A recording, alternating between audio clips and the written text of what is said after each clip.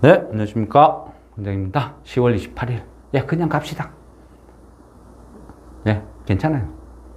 그럼 아니, 그냥 그대로 연결해서 올리면 되죠. 뭐 편집, 이런 것도 하지 말고, 그냥 리얼로 갑시다. 리얼. 죄송합니다. 갑자기 또 이래, 요즘 그죠? 요즘 시스템이 툭하면 재난 문자, 이런 식으로 자주 오다 보니까 또 끊기네요. 예, 그냥, 예. 행이하게 또 하면 좀 재미도 없어요. 그러니까 그냥 진행할게요. 아까 어디까지 이야기했죠? 공매도. 예. 그러니까 한동훈 장관, 그죠? 그 다음에 이복현 금융감독원장, 요즘 한참 어떤 정치, 출마설 많이 나돌죠. 개인적으로 이래 봤을 때는, 그죠? 제가 개인적으로 봤을 때는, 한동훈 장관은 약간 어떤 일방통행, 원맨쇼, 약간 이런 느낌인데, 이복현, 금융감독원장은 그래도 참, 소통이란 걸 좀 할 줄 아는 것 같아요. 그래서, 오히려 한동훈 장관보다는 출마하면, 당선 확률이 높지 않을까? 약간 제가 봤을 때는 약간 호전적으로 보이더라고요. 근데 어쨌든 지금 시장에서 불법 공매도 관련해서 많은 이야기가 나오더라고요. 실제요. 외국인 정권사들 다 해요. 근데 그동안 시시시시 한 건지 아니면 적발할 능력이 안 되는 건지 저는 둘 다 알아봐요. 의지도 없었고. 근데 지금 시스템으로는요.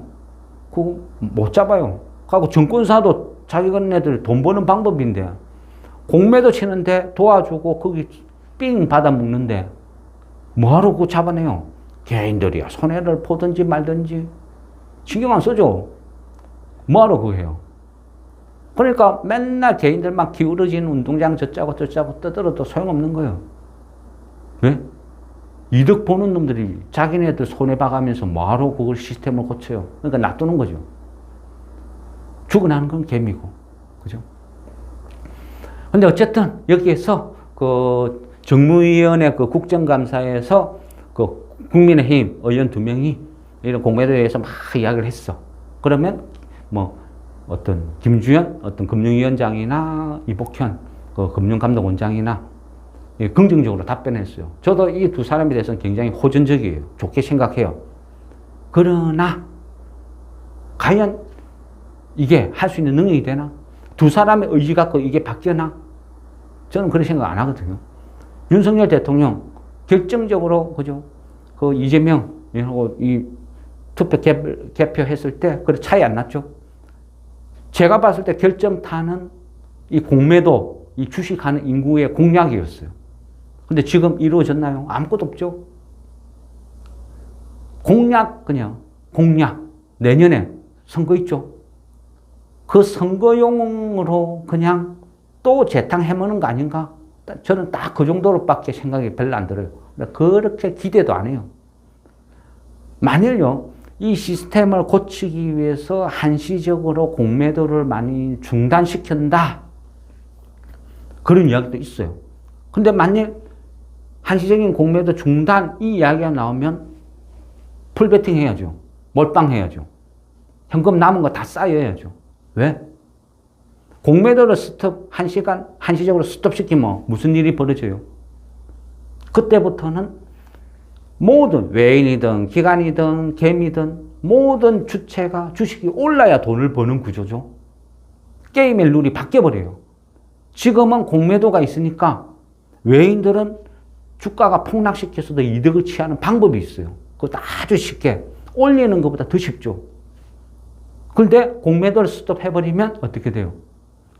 주가가 다 올라야 모든 게임 참여 주체들이 주식이 올라야 돈을 버는 구조로 바뀌어버려요. 게임의 룰이 180도로 바뀌어버린다. 그러면 무조건 오르는 거죠. 왜? 사버리면 되니까. 뻔한 이치죠.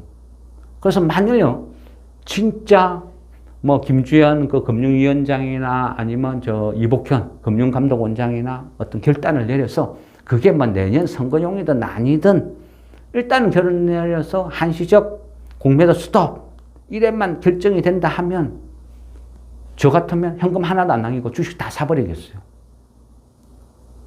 왜? 주식은요, 어떤 악재보다 결국은 수급이죠. 수요 공급의 법칙. 아무리 초대형 악재가 터져도 주식 안 팔면 팔자가 없으면 그냥 오르는 거죠. 그죠? 그런 원리라는 거죠. 그래, 어쨌든 이 공매도 이 부분은 굉장히 중요하다.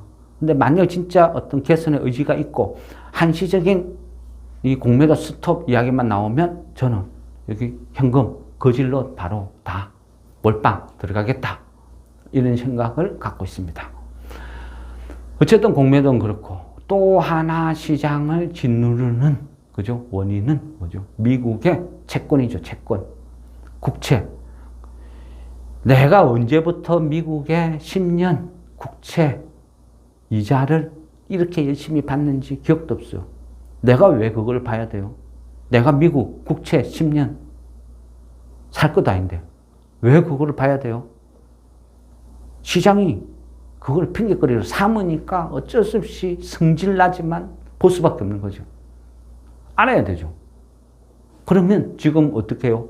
막 한때 5% 돌파했다가 다시 막 4.8%에서 왔다 갔다 난리를 지기고 있죠. 결국 뭐죠? 채권이 그렇게 된 거는 결국 뭐죠? 바이든 때문이죠. 바이든이 뭐 어쨌는데? 전쟁 자금, 우크라이나 지원해준다고 막 돈 찍어내고 또 이번에 이스라엘 지원해준다고 돈 찍어내고 그러니까 채권 가격이 요동을 치는 거예요. 막 미친듯이 찍어내니까 그걸 감당을 못하는 거죠, 시장이. 그러니까 채권 가격이 막 떨어지는 거죠. 그죠? 채권 금리가 오른다는 말은 그 채권의 가치가 떨어진다는 이야기잖아요. 가치가 왜 떨어져요? 계속 금반지, 금 한 돈에 20만 원, 뭐 요즘 30만 원 하나요? 30만 원 칩시다. 그러면 이 금반지를 누군가가 막 합성을, 금속을 막 합성해가 대량으로 생산할 수 있는 방법을 만들어냈다. 그럼 이 가격이 유지될까요? 폭락해버리죠. 그런 원리라는 거예요. 그래서 채권 가격, 지금 어쨌든 5%가 정점이다. 이런 이야기도 많아요. 그리고 어떤 채권의 어떤 메이저 세력들도 5%를 정점으로 보고, 이제, 그동안, 폭락의 배팅을 했다 하면, 이제는 그걸 청산을 막 하고 있어요. 그 채권 전망을 최악으로 가장 높이 해난 어떤 그런 단체들의 어떤 보면 5.5까지 전망을 해놨더라고요. 5.5까지. 결국은 5%대 왔는데, 맥스가 5.5. 그러면 한 0.5까지는 한번 맞을 생각하고 버텨봐야 되나? 이런 생각이죠. 어쨌거나 중요한 거는요. 이 채권금리가 요동을 치는지 안 치는지는 바이든만 보면 돼요. 또 어디 지원해 주겠다고 막 긴급 뭐 짜고 해가 막 찍어낸다? 그러면 또 고민해야죠. 대선이잖아요, 대선. 미국의 대통령을 결정하는 시기잖아요. 그러니까 바이든은요, 그래, 선택의 여지가 없어요. 긴축. 선거가 눈앞인데 어떻게 긴축을 해요? 지금은 선심성, 무조건 돈 찍어가 뿌리도 될까 말까 하는 판에 긴축은 없죠. 그리고 전쟁에 다 참여하면서 전부 긴급 지원 해가지고 막 채권을 찍어내니까 이 난리를 찍은 거예요. 앞으로 채권 금리가 어떻게 될지는 추가로 바이든이 어디 또 찍어내는지 안 찍어내는지 그것만 보면 되겠죠. 어쨌든 채권은 무조건 자꾸 긴급 자금 금리가 찍어내니까 요동을 치는데 결국은요 보면 미국이 그죠 재정 적자가 채권을 계속 찍어내니까 당연히 적자가 나죠. 전년 대비 한 3, 4% 정도 증가했어요. 그만큼 재정이 완전 최악이다, 엉망이다. 그 말은 뭐냐? 방만하게. 야, 일단은 당선만 되면 되지, 뭐. 야, 재정 적자고 나발이고 모르겠고, 무조건 찍어서 풀어. 내가 당선되고 봐야지. 지금 딱 그런 시국이죠. 어느 누구도 긴축에 대해서는 말 안 해요. 서로 그냥 정액 해가 여도 뿌리고 그래야 당선되니까. 정치라는 건요, 결국 뭐예요? 누가 하죠? 사람이 하죠. 장기를 뜯어, 바둑을 뜯어, 한 수 뚜면서 악재냐, 호재냐, 어떻게 될까 고민을 해야 된다는 거예요. 그러면 앞전에, 그죠? 잠깐 우리가 지금 잊고 있는 게 있어요. 뭐? 셧다운. 셧다운은 언제까지죠? 10월 17일까지 한시적으로 유예된 거죠. 10월 17일까지요. 그 11월 달 얼마 안 남았어요. 11월 17일까지 다시 예산안, 본 예산 처리 안 하면 어떻게 돼요? 미국 셧다운 돼요. 앞전에 대충 긴급 예산 편성회가 합의 받다가 그죠? 케빈 메카시 땡강 잘렸죠. 그럼 이번에 하원 의원, 그러니까 하원 의장 새롭게 당선된 인물 누구죠? 그렇죠. 세상은 몰라요. 관심도 없어요. 아무도 몰라요. 아니, 아무도 모른다고는 안 하겠죠. 개미들은 관심 없어요. 몰라. 맨날 차트 선 꺼놨고 보는데 거기 뭐가 나와요? 보는 게 이상하지. 아는 게 이상하지. 차트 선 꺼나면 내일을 예상할 수 있을지는 모르겠어요. 근데 세상 돌아가는 걸 공부하면요. 한 보름 정도는 예상이 가능해요. 보름 후 정도는. 왜요? 뻔하죠. 11월 17일 날 본 예산 처리 그때까지 안 하면 셧다운 실행되죠. 모든 시스템이 중단. 그래 된다 있죠. 그러면 본 예산이 처리될지 안 될지 그 결정권은 결국 누구한테 있어요? 미 하원 의장이 키를 쥐고 있다 볼 수도 있거든요. 한번 미 하원 의장 이번에 당선된 사람을 분석하면 답이 나오겠죠. 누가 됐어요? 마이크 존슨이라는 사람이 당선. 마이크 존슨은 당연히 그죠? 공화당 인물이죠. 그리고 이 사람은 사선 의원. 사선 의원이면 와 대단한데 할 수도 있지만 어찌 보면 이 사람은요. 항상 그죠? 모나게 삐뚤어지게 그냥 내 맘대로 할 거야. 나는 삐뚤어질 거야. 이런 사람 있잖아요. 마이클 존슨이라는 사람은 그냥 이것저것 다 떠나서 나는 그냥 무조건 트럼프 시킨다 할래. 트럼프가 좋아. 트럼프한테 목숨 거는. 그러니까 트럼프의 오른팔. 실제는 트럼프 왼팔인데, 그죠? 남들이 너 트럼프 왼팔이지 하면 뭔 소리 해? 이런 스타일. 그죠? 야, 네가 공화당의 넘버 3라며 하면 뭔 소리야? 넘버 2인데. 딱 이런 스타일이거든요. 이 마이크 존슨이라는 사람은요, 2020년이죠. 2020년대 그때 바이든하고 트럼프하고 선거를 해서 결과가 나왔는데 졌죠. 그러니까 트럼프를 부추겨가지고 인정하지 말자. 이거 대선 결과 불복 뒤집자. 이거 인정하지 말자. 그걸 주도한 인물이에요. 그러니까 앞뒤 논리도 없어. 그냥 무대뽀. 내 맘대로 할 거야. 그러니까 공화당 내에서도 입지가 없어요. 공화당 내의 의원들끼리도 아이고 저 꼴통 이런 스타일이에요. 근데 이 사람이 하원 의장이 됐어. 어떤 결과가 벌어질까요? 지금 바이든 입장에서는 골치 아픈 게 뭐 한 가지가 있어요. 그 케빈 메카시가 바이든 지금 탄핵해놨죠. 탄핵해놨는데 그 임시 예산 처리하면서 잠깐 합의를 보다가 케빈 메카시가 하원 의장에서 쫓겨나면서 잠시 공백이 됐어요. 그런데 새로운 하원 의장이 어떤 생각, 어떤 의도를 갖고 있느냐에 따라서 진행이 될지 폐기될지 결정이 될 건데 마이크 존슨이라는 사람의 어떤 성향을 한번 보자고요. 마이크 존슨이 하원 의장이 되고 나서 제일 첫 마디가 뭐라고 했냐면요. 바이든 저 사람은 인지력에 좀 문제가 있는 것 같아. 그 말은요. 아주 정할해서 한 말인데 결국 뭐냐면 저 치매 노인이야. 치매 걸린 노인 같아. 생각이라는 게 대체 있는지 없는지 모르겠어. 이런 말이에요. 그거는 약간 인권, 프라이버시, 미국의 대통령은 정신없는 노인네, 치매 걸린 노인네 취급을 하니까 얼마나 막말이에요. 심한 말이에요.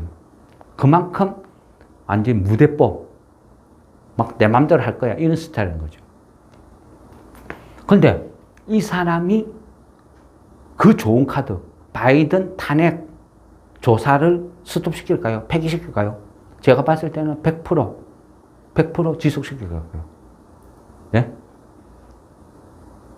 아, 왜 탄핵이 되었냐고요? 탄핵이라는 거는 그죠? 뭔가 대통령으로서의 어떤 자격이 없다 싶을 때 강제로 끌어내리는 거죠. 그런 게 탄핵이죠. 근데 왜 그래 됐냐면, 바이든이 부통령 시절에, 그러니까 바이든 아들이죠. 둘째로 기억되는데, 헌터 바이든이라고 둘째가 우크라이나 에너지 기업의 임원으로 재직한 적이 있어요. 이때 어떤 뇌물수수 약간 이런 쪽이죠. 그리고 공화당에서 여러 가지 어떤 결정적인 증거를 잡았겠죠. 그러니까 국가의 대통령인 그 대통령을 끄집어 내릴 수도 있는 뭔가 결정적인 증거를 잡았으니까 탄핵을 시도한 거죠. 바이든 역시도 이렇든 저렇든 미국의 대통령인데 자기를 만일 무고죄로 했다 하면 가만히 있겠어요?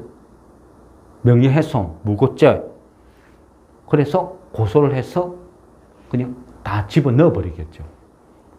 근데 제대로 반격을 못했다는 말은 아들, 차남, 그러니까 헌터 바이든의 어떤 죄를 어느 정도는 인정을 한다. 이래 볼 수도 있는 거예요.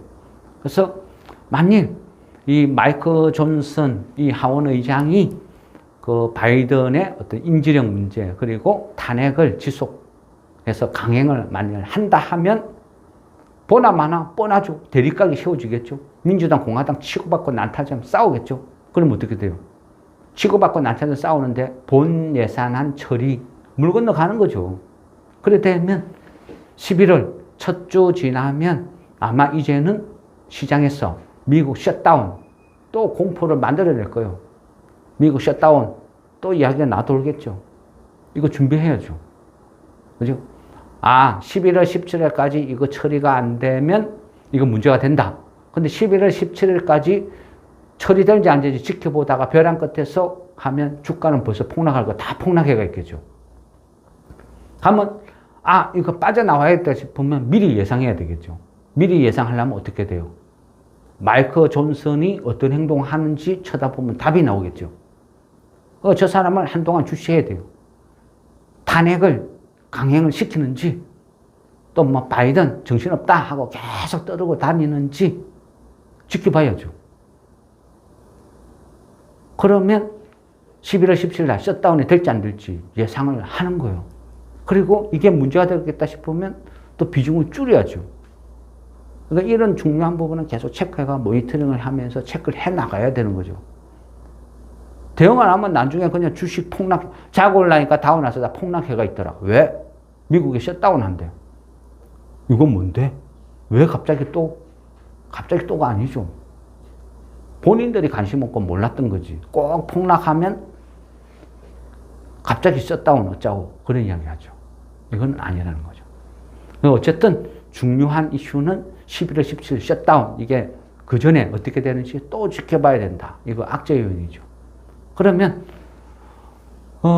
마지막으로 그죠? 마지막으로 지금 중동 문제, 이 문제를 거론합시다. 그 전에는요, 우리가요, 이 중동 문제도 셈법이 복잡해요. 상황이 굉장히 복잡해요. 그런데 이 상황을 판세를 정확하게 읽어야 잘 돌아가는지 못 돌아가는지, 이게 끝이 보이는지 학전으로 가는 건지 알 수 있겠죠. 시장은 뭐죠? 공포를 느끼죠. GSE나 대성에너지나 막 이런 것들 막 요동을 치죠. 왜? 천연가스 따라 흥구석유 이런 것도 중앙에너비스 이런 것들이 요동을 쳐요. 왜? 중동 이슈에 따라 기사 한 줄에 따라서 급등락을 반복을 하는 거죠. 그러면 그런 에너지 관련주들은 중동 정세를 내가 이해를 해야 돼요. 이해를 해야 와, 이거 사야 되겠다. 아니면 빨리 팔아야 되겠다. 소위 단타란 대응이 된다는 거죠. 앞뒤 없이 차트 선 꺼놓고 이거 돌파했네, 뭐 매집이네, 어쩌네. 그거는요, 그 말도 안 되는 그냥 소리죠. 중동이면 중동 전체 판세를 읽을 줄 알아야 되는데 그런 것도 모르면서, 그죠? 그러니까요. 앞전에도 한번 설명드렸잖아요. 이거는 이렇다, 이렇다, 이렇다. 제일 위험한 거는 뭐다? 헤즈볼라가 참전하면 이거 심각해진다. 이렇게 이야기했죠. 헤즈볼라가 참전한다는 말은요, 결국 뭐냐? 이란도 참여할 수밖에 없는 구조로 가는 거예요. 그러면 중동이 판세가 이제 확산이 되는 거죠. 중동 전체가 불바다. 이래 된다고 했잖아요. 그래서 헤즈볼라가 어떻게 하는지, 이란이 참전했다 이 뉴스 나오면 이미 대폭락하고 늦었죠. 그러니까 그 전에 미리 조치를 취하기 위해서, 우리가 대응을 하기 위해서 방법은 헤즈볼라를 봐야 된다. 그러면 헤즈볼라를 이해를 해야 대응이 되겠죠. 그렇다는 거죠. 하마스는요, 하마스는 몰라요. 그 중동에 있는 사람들은, 중동 정세를 잘 모르는 사람들은 대부분의 어떤 주식하는 사람 다 그럴 거예요. 하마스 하니까 어느 날 갑자기 하마스가 하늘에 뚝 떨어지고 쟤네들이 왜 갑자기? 아니에요. 하마스는 역사도 오래되고 앞전에 한번 설명드렸잖아요. 제가 생각하는 하마스는 그 자살폭탄, 테러, 그거밖에 생각 안 나요. 갑자기 막 버스가 폭발하고 시내에서 뭐가 폭발하고 온통 그런 테러하면 하마스. 저는 그 생각밖에 없는데요. 근데 어쨌든, 그죠? 그 가자 지구에서 어떤, 팔레스타인을 대표하는 정부 기관이 있음에도 하마스가, 그죠? 이번에 전면에 나서면서 어찌 보면 하마스 입장에서는 인정을 받은 거예요. 그전에는 언론에서 어디에서 하마스와 이스라엘의 전쟁, 분쟁, 이래 표현을 했거든요. 근데 이제는 어떻게 해요? 당장 유엔부터 팔레스타인과 이스라엘의 전쟁은 멈춰야 된다. 이렇게 표현을 해요. 그 말은 하마스가 팔레스타인을 대표하는 기구다. 이렇게 인정을 해주는 꼴이 된 거죠. 그러면 하마스 입장에서는 테러 단체에서 팔레스타인 국가로 격상을 한 거예요. 그럼 하마스 입장에서는 얻을 거 다 얻었어요. 그럼 이스라엘은 뭐죠? 이스라엘은 명분이 필요해요. 무슨 명분? 전쟁을 스톱할 수 있는 명분. 왜? 뒤통수 맞고, 그죠? 천몇백 명의 자국민이 죽고, 망신은 다 당했는데 여기서 스톱하면 어떻게 돼요?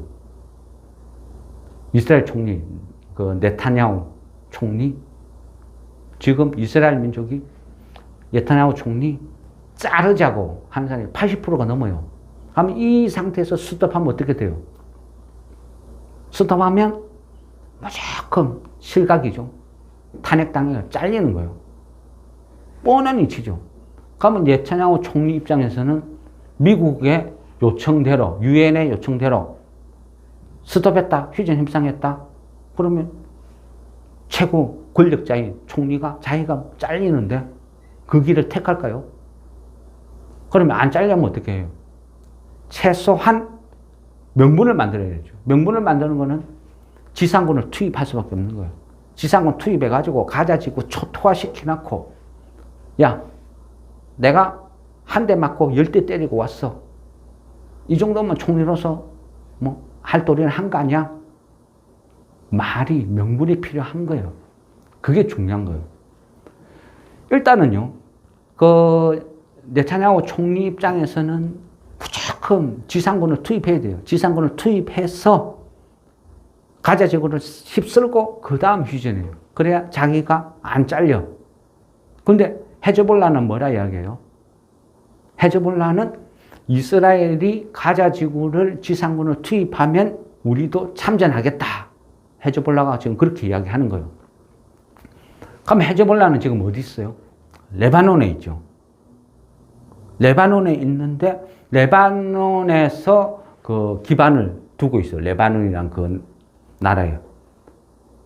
그 어떤 시아파가 주도하는 그 이슬람 무장 단체죠. 헤즈볼라는. 하마스하고는 비교 불가죠. 전투력이나 경험 면에서는.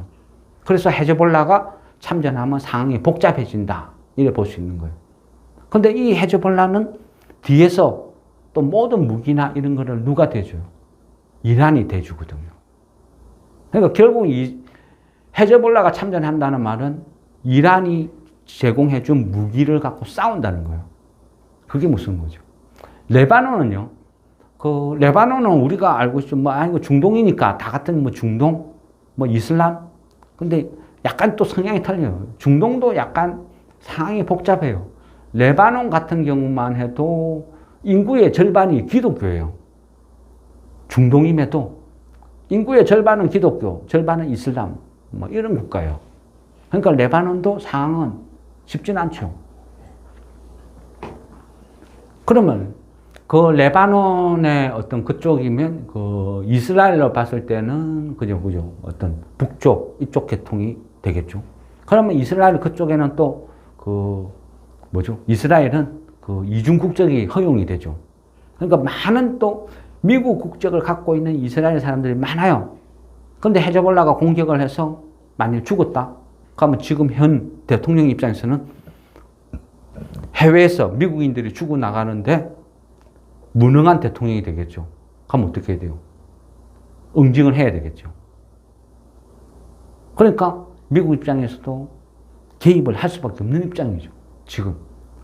그런데 학전을 만드는 것은 대통령 입장에서는 좋을 게 하나도 없어요. 미국 대통령 입장에서는. 우크라이나, 러시아 전쟁도 있지. 중국하고도 싸워야 되지. 근데 거기다가 또 새로운 전선을 하나 더 만들어내? 감당하기 힘들죠. 선거도 하기 바쁜 판에. 그래서 가급적이면 안 하길 바래요. 그래서 계속 경고를 해요. 헤즈볼라한테 경고를 하죠. 이란한테 경고를 하죠. 경고를 할 때 처음에 말로만 이래 엄포 하다가 지금 어떻게 했어요? 항공모함 2척을 보냈죠. 미국에 있는 항공모함 한 척이라는 거는요, 거진 어떤 이 전쟁 능력이 한 국가와 맞먹어요. 항공모함 한 대가. 그만큼 무서운 존재죠. 근데 2대를 보내요. 그 제럴드 포드, 얘는 그 동지중에 여기에 벌써 주둔을 하고 있고, 최근에, 그 아이젠하워 항공모함을 또 지금 이동시키고 있어요. 중동으로 가고 있어요. 하면 이 항공모함 2대가 벼르고 있는 거예요. 헤즈볼라고 이란이고 어디고 딱 건들기만 해요. 그대로 막 쑥대밭을 완전히 초토화를 시켜버릴 테니까. 지금 딱 그런 시국이거든요. 그래서 억제를 시키고 있어요. 아마 헤즈볼라 입장에서도 야, 이거 잘못해가지고 한번 간 한번 볼까 해가지고 총 한번 쐈다가 어떻게 돼요? 항공모함이 초토화 시켜버릴 수도 있다고. 무서운 존재죠. 그러니까 지금 삐리하게 있어. 근데 이스라엘도요. 바이든 입장에서는 이스라엘도 참 얘가 좀 어떤 뜨거운 감정 애매해요. 왜? 그 네타냐후 총리는 트럼프하고 절친이거든요. 트럼프하고 무지 친해요. 말도 못하게 친해요. 그리고 또 푸틴하고도 친해요. 묘한 관계죠. 근데 뭐 알만큼 다 아는 관계죠. 푸틴, 러시아는 또 트럼프를 당선되라고 지원을 해준 사이죠. 트럼프하고 네타냐후하고 원래 친했는데 선거 지고 나서 트럼프가 약간 어렵고 힘든 시절이 있었는데 그 네타냐후 이스라엘 총리가 그냥 약간 쌩 깠어요. 뭐 이제 대통령도 아닌데 하고 약간 쌩 까니까 트럼프는 좀 기분 나빴어요. 섭섭했어요. 그래서 요즘은 대낮고 좀 까요. 옛날에 죽고 못 사는 절친에서 요즘은 서로가 서로를 서로가 좀 싫은 소리, 막 까는 소리를 많이 하고 있어요. 어쨌든 이스라엘 총리 입장에서는 지상군 투입을 안 하면 지는 거진 잘릴 것이다. 지상군을 투입을 해야 그나마 버틸 명분이 있다. 지금 이런 상태. 그런데 지상군을 투입을 많이 해도 헤즈볼라는 쉽게, 이란은 쉽게 또 개입을 못해. 항공모함 2대가 벼르고 있으니까. 지금 이런 상태라는 거죠. 그러면 학전은 만일 학전이다 아니다 이 상황을 봐야 되면 또 사람을 봐야 되겠죠. 하면 그 네타냐후 총리는 어떤 식으로든 실각을 할 가능성이 되게 많아요. 그러면 그 이스라엘을 다음을 지도자가 누가 되느냐에 따라서 또 바뀌는 거죠. 그죠? 마이크 존슨처럼 미 하원 의장이 누가 되느냐에 따라서 바뀌듯이 하면 또 이스라엘의 다음을 봐야 돼요. 그럼 지금 현재 보면 지금 이스라엘 국방부 장관이죠. 베니 간츠. 이 사람은 원래 군인 출신이거든요. 그러다 보니까 어떤 이 전쟁 시에는 강력한 지도력을 발휘하고 있어요. 응징. 한 대 맞아서, 야, 100대 때리고 와. 이런 주의거든요. 그러니까 이스라엘 사람들은 엄청 좋아해요. 그래서 지금 현 국방부 장관이니까 전시에는 가장 또 강력한 파워가 있겠죠. 그러니까 만일 지금 어떤 총리가 잘리고 새로운 어떤 어떤 지도자가 된다면 국방부 장관 이 베니 간츠 이 사람이 가장 유리할 것 같아요. 아니면 지금 현재 야당 제1야당 대표 누구죠? 이름이 항상 외국 사람 이름이죠. 야이르 라피드. 야이르 라피드라는 사람이 제1야당 대표인데, 근데 이 사람은 조금 별로 인지력이 아직까지는 별로일 것 같아요. 어떤 야당이니까 당연히 현 총리, 어떤 쓴소리를 잘하죠. 그러니까 사이다 발언 정도지, 실제 전시의 지도력은 국방부 장관이 월등하다.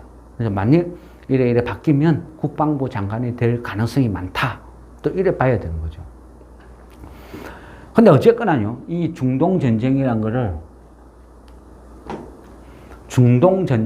것을 이해를 하려면요. 그죠? 그래서 중동이란 걸 알아야 돼요. 그죠? 근데 앞전에 그냥 한번 설명을 드렸잖아요. 한번 이래 설명을 드렸는데, 거기에서 약간, 그죠? 좀 이해가 안 된다, 이런 말씀하신 부분도 있어요. 그거는 질문 사항을 보니까 제가 설명을 잘못 드린 건 아니고, 이 중동 판세가 원래 그래요. 그죠? 시아파와 수니파가 있다 그랬죠. 근데 수니파는 사우디가 아우르고 어떤 무슬림의 90%가 수니파다 그랬잖아요. 시아파는 이란이고 전체의 10%밖에 안 된다 그랬잖아요. 그런데 무슬림 전체 90%를 아우르는 사우디의 빈살만이 이스라엘과 그죠? 교역을 하려고 그랬죠. 수교를 맺고 사이좋게 지내자 이렇게 추진하고 성사 단계에 놓여 있었어요. 그럼 이란 입장에서는 어떻게 돼요? 왕따 되죠. 왕따. 왜? 무슬림의 90%를 아우르는 수니파의 대장인 사우디의 최고인 빈살만이 이스라엘하고 수교를 맺으면 그 말은 뭐죠? 다른 이슬람 국가들도 이스라엘하고 수교를 맺게 되어 있다는 거죠. 구조가. 최고 지도자가 이스라엘하고 싸우지 말고 수교를 맺고 잘해보자 하는데 누가 반기를 들어? 다 따라가죠. 그래 되면 결국 어떻게 돼요? 10%의 시아파를 지배하고 있는 이란이 왕따 되는 거예요. 왕따. 중동만 있는 거 아니죠. 동남아시아 이런 데도 보면 말레이시아 아니면 인도네시아 이런 나라도 무슬림 국가잖아요. 그러면 그 모든 국가에서 왕따 되는 거예요. 이란이 국제적으로 고립을 당하는 거죠. 그러면 걔네 입장에서는 종교적으로도 고립, 어떤 세계적으로 내놔도 고립. 그럼 어떤 입장이 들어요? 막아야 되겠죠. 목숨 걸고 막아야죠. 그러니까 이란 입장에서는 무조건 사우디하고 이스라엘과 수교 맺는 거를 무슨 수를 써서라도 막아야 돼요. 그러니까 어떻게 했어요? 그러니까 분쟁을 일으킨 거예요. 그러니까 하마스한테 막 지원해주고 헤즈볼라한테 막 지원해주고 분쟁을 일으킨 거예요. 분쟁을 일으키고 이슬람과 기독교의 전쟁으로 몰아가서 성명 발표해라. 강제적으로 질문한 거예요. 빈살만 너의 생각은 대답해줘. 이야기를 한 거죠. 근데 빈살만 입장에서 아무 말을 안 할 수가 없죠. 왜? 그래도 이슬람의 맹주 최고라고 이야기를 하는데 지금 전쟁을 이슬람과 기독교의 전쟁을 펼치고 있는데 침묵할 수는 없죠. 근데 그나마 빈살만 입장에서 굉장히 유화적으로 했어요. 하마스의 학살 행위나 이런 행동은 나쁘다. 그렇지만 나는 팔레스타인을 지지한다. 팔레스타인을 지지한다 했지 하마스를 지지한다 소리는 안 했다는 거예요. 그러나 한 발 뺐다는 이야기예요. 이 말은요. 결국은 이스라엘한테도 여지를 남겨뒀어요. 너희들을 공격한 하마스는 나쁜 행동이야. 그렇지만 너희들이 팔레스타인을 공격하는 것도 나빠. 이렇게 이야기를 한 거죠. 그거는 이 전쟁이 끝나면 싸운 이스라엘이 다시 수교를 맺을 수 있는 여지를 남겨뒀다. 이렇게 해석할 수 있는 거예요. 그러면 이란은 국제적인 고립, 이 상황에 놓여 있어요. 그러면 이란은 어떤 식으로 분쟁을 자꾸 만들려고 해요. 그래야 자기네들의 어떤 위치를 찾을 수 있으니까. 그렇게 하기 위해서는 어떻게 해야 돼요? 계속 건드려야 되겠죠. 건드리고 해야 돼요. 그러면 일단은 제일 만만한 게 사우디야. 근데 사우디는 또 이란을 무서워요. 왜? 이란은요, 실제 핵 기술을 갖고 있는 나라거든요. 마음만 먹으면 언제든지 핵탄두, 핵폭탄을 만들 수 있는 나라예요. 이란은. 그러니까 몰래 북한한테도 기술 이전을 해주고 그런 상태죠. 또 이란 뒤에는 러시아가 있죠. 그래서 실제 이란은 핵을 언제든지 만들 수 있다. 이런 나라가 이란이라는 거죠. 그러면 이 이란하고 수니파, 시아파 서로 대립각을 세우고 있는 사우디 입장에서는 어떻게 해요? 불안하죠. 아무리 이렇쿵 저렇쿵 해도 핵무기가 최고니까. 그러니까 사우디가 항상 걱정을 하는 거예요. 이란 제가 핵폭탄 있고 우리는 없고 어떻게 하지? 머리가 아파요. 근데 이스라엘도 사실상 핵 보유국이죠. 그러니까 사우디도 핵을 갖고 싶어. 그러니까 미국이 원하는 대로 해주는 거예요. 미국이 이스라엘하고 싸우지 마라. 잘하자. 그리고 뭉치자. 사이좋게 지내자. 막 이런 식으로 막 아우러가다 보니까 이제 빈살만 입장에서는 선택을 한 거예요. 알았어. 이란은 이스라엘도 싫고 이란도 싫지만 그래도 이란보다는 이스라엘이 나아. 이런 생각을 하는 거예요.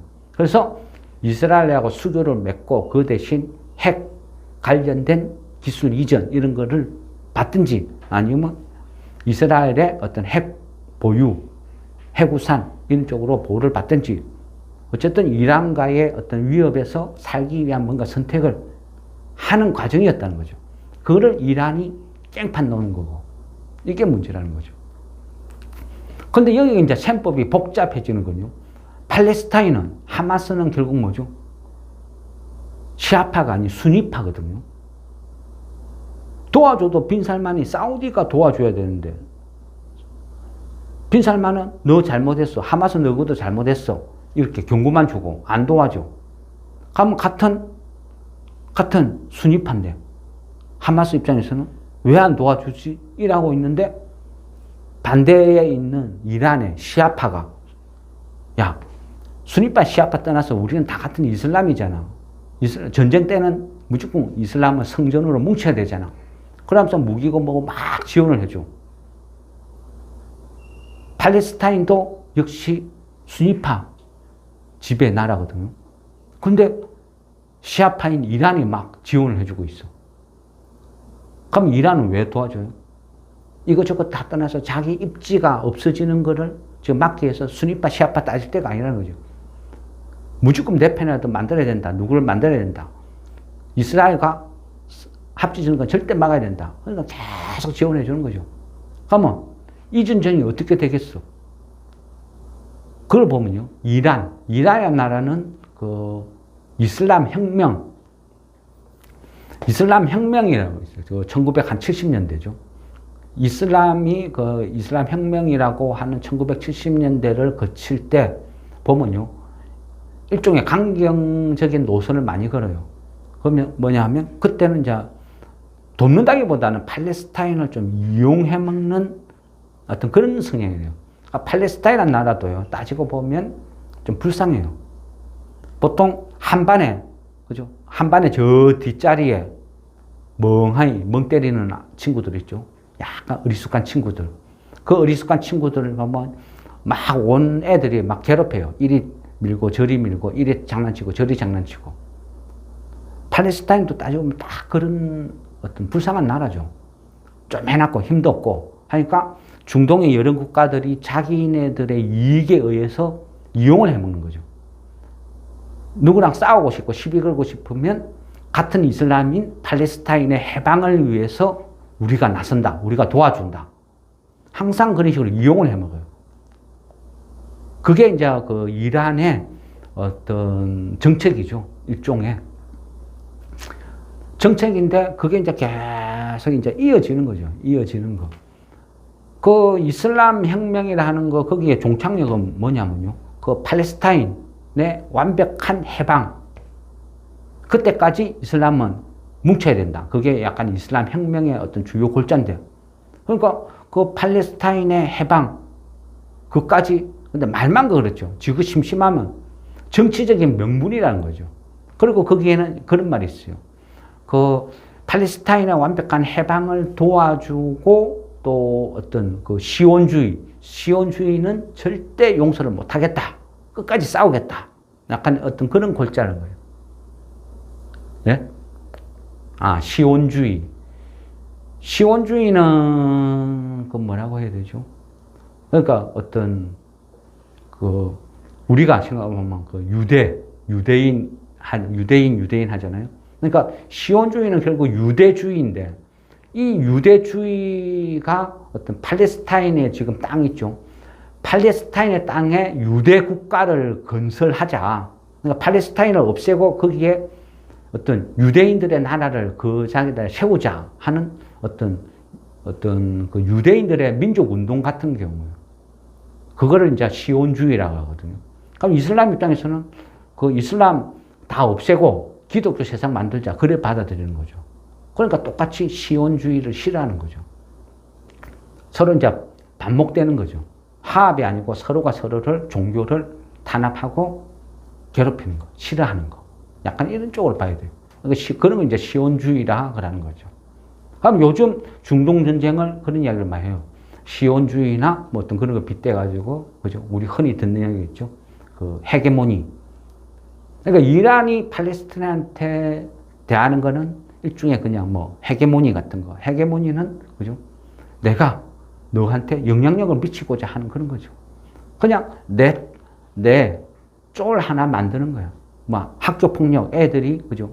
좀 어리숙한 애 하나 막 집단 폭력 괴롭혀가 빵 사와, 뭐 사와, 이용해 먹는 거. 딱 그 정도지. 팔레스타인이 정말 이슬람으로서의 어떤 대접을 받고, 인정받고, 뭐, 그만큼 가치가 있고, 이런 건 아니라는 거죠. 그러니까 이란이, 이제 제가 보는 관점이요.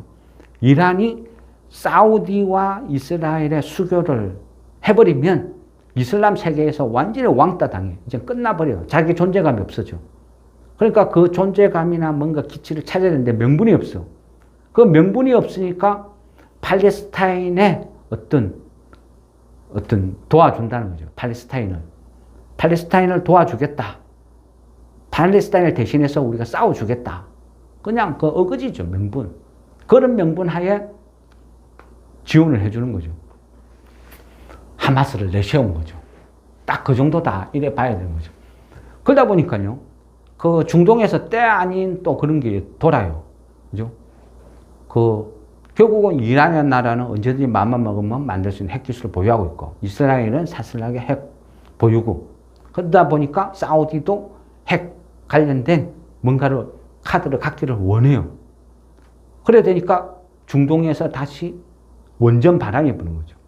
원전을 돌려야 그게 핵 재처리 어떤 이런 게 발생이 되고 언제든지, 그죠? 핵폭탄을 만드는 전 과정이라 볼 수 있거든요. 원전이라는 게. 그러니까 아랍에미레이트 이런 데도 한국형 원전을 선호하죠. 그래서 많이 우리가 가서 건설도 해주고 있잖아요. 그러면 뭐 태양광이다 뭐다 이것저것 다 떠났어요. 결국은 저 중동에서, 그죠? 사막의 나라에서 태양광을 설치하지 왜 원전을 지으려 하겠어요? 그 이면에는 그냥 핵 핵 보유, 핵폭탄 보유, 또 이런 보이지 않는 뒷배경이 있다는 거죠. 그러니까 결국은 어떤 중동 전쟁을 바라보는 시각은 서로의 입장에서 다 틀린 거예요. 그죠? 이스라엘 총리 네타냐후를 도와주려고 하는 미국 입장에서, 바이든 입장에서 보면 쟤는 어차피 트럼프 팬이야. 트럼프 절친이야. 도와줘야 돼? 말아야 돼. 또 안 도와주려 하니까 이스라엘에 이중 국적 미국인들이 되게 많아. 그 사람이 죽으면 자기 지도력에 문제가 봐. 도와줄 수도 없고 안 도와줄 수도 없고. 네타냐후 총리 입장에서는 그죠? 이대로 휴전을 해버리면 실각이야. 그래서 지상군을 무조건 투입을 해야 내가 그나마 살아남을 수 있는 가능성이 높아진다. 그런데 지상군을 투입을 하려고 하는데 유엔이나 미국에서 못하게 말려. 그러니까 그것도 무시하고 투입을 해서 공격을 또 할 수도 없고. 만일 지상전 감안해가지고 가자 지구에다가 지상군을 파병했는데 미국이 내가 하지 마라 했어. 근데 했어.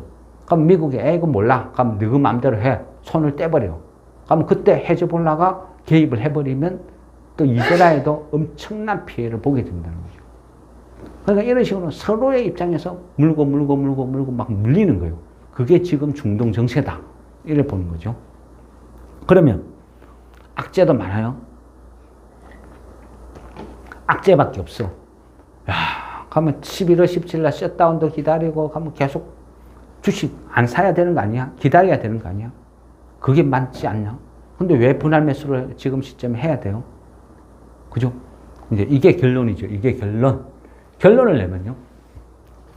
저번 주에도 외국인들이 막 팔고 장도 어렵고 힘들고 2차 전지 폭락하고 난리도 아니었죠. 그런데요. 셈법을 달리하는 거죠. 어차피 에코프로나 2차 전지에는 공매도가 막 집중되어 있어. 여야를 집중 포화 공격을 해서 외국인들이 이득을 취하는 거예요. 근데 이럴 때는 셈법을 달리 해봐요. 2차 전지만 싸그리 빼버리는 거죠. 2차 전지를 덜 내고 난 이후의 상황을 한번 보는 거예요. 그래 되면 저번 주에 외국인들이 실제 산 거예요. 매수를 한 거예요. 한 8,500억 정도 오히려 매수를 한 걸로 나와요. 물론 2차 전지를 빼버렸을 때 이야기죠. 2차 전지를 빼버리면 오히려 매수를 했다. 그리고 2차 전지 그 부분을 다 빼버리고 계산을 해버리면 외국인들은요. 지속적인 매도가 아니에요. 사실은. 2차 전지만 빼버리면 외인 보유 비중은 오히려 증가했다고 볼 수도 있어요. 착시 현상이죠. 그러니까 결국은 외국인들은 한국을 떠나는 게 아니고 2차 전지를만 공격을 하고 있는 거예요. 그러면 2차 전지를 빼먹을 만큼 다 빼먹고 탈탈탈 털어먹고 나면 그 돈으로 다시 뭔가를 사겠죠. 대한민국 정시를 떠난 게 아니라는 거죠. 2차 전지가 만들어내는 착시 현상이다. 이래 봐야 되는 거예요. 그래서 나쁘지 않다 보는 거예요. 과연 외국인들이 떠나 줄여? 그거는 절대 아니에요. 2차 전지가 만들어내는 착각 이래 보는 거죠. 2차 전지가 몰락하고 나면 또 누군가가 새로운 게 그 자리를 차지하겠죠. 그게 반도체가 될지 아니면 조선이 될지 모르겠어요. 반도체 아니면 조선이다. 저는 그렇게 생각을 하는데 암만 좀 비중이나 레벨 어떤 네임밸류 이런 걸 봤을 때는 반도체일 가능성이 훨씬 많죠. 어쨌든 그거는 전체적으로 쭉 어떤 장세를 그죠 봐야 되는 거죠. 그래서 결론은 이런 악재들이 세상은 이렇게 돌아간다. 이거를 이해를 하자. 그리고 우리는 속고 있다. 뭐 2차 전지만 빼버리면 외국인들은 아직도 한국 시장에서 매수를 하고 있다. 비중을 늘리고 있다. 이게 팩트라는 거죠. 그죠? 외국인들이 떠나고 2차 전지가 폭락하고 세상의 전쟁 소용돌이에서 난리가 날 것처럼 보이지만 2차 전지만 끄집어내고 빼버리니까 외국인들은 한국 주식을 계속 사모으고 있더라. 이게 팩트. 그러면 어떻게 대응을 해야 될지 한번 생각을 그죠? 해볼 수가 있겠죠? 네, 이상 마무리하겠습니다. 수고했습니다. 수고했습니다.